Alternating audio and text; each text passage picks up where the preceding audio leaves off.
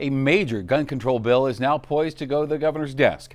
The House today passed Senate Bill 3, which bans the sale, purchase, or transfer of semi-automatic guns that accept detachable magazines unless the buyer passes a background check and completes a training course.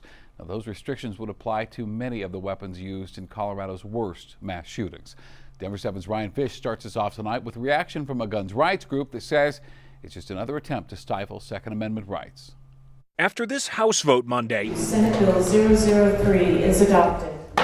A contentious Colorado gun bill is one step closer to becoming law. Senate Bill 3 would not affect guns that Coloradans already own. It would add restrictions for new purchases of certain gas-powered semi-automatic guns that accept detachable magazines.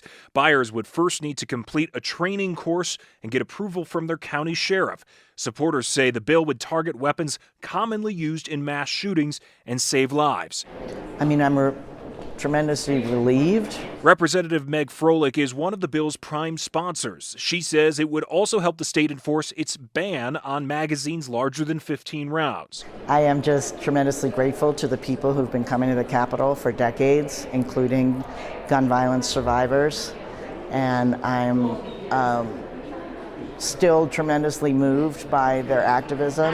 And I think that's really what we voted on today, was to honor our promises to them. All they want to do is they want to chip away once again at the Second Amendment. Critics like Rocky Mountain gun owners argue the bill fails to establish the funding or staffing necessary for this new permit-to-purchase system. It's completely arbitrary. You're going to have to go through this long, drawn-out process of buying your rights back.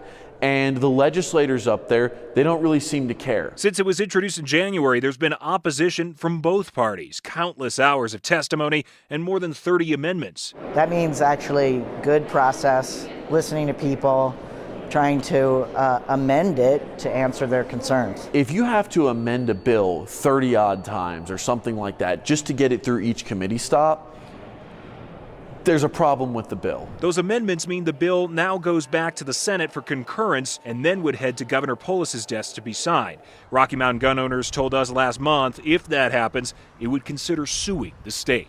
In Denver, Ryan Fish, Denver 7. And the Senate is also debating two other gun-related bills today, which has already passed the House. House Bill 1133 would restrict the sale of ammunition to anybody under 21 and require stores to keep ammo behind the counter. House Bill 1238 would increase requirements to host a gun show.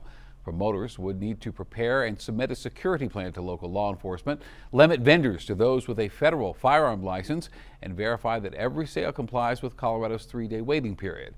A final vote will be held on both of those tomorrow.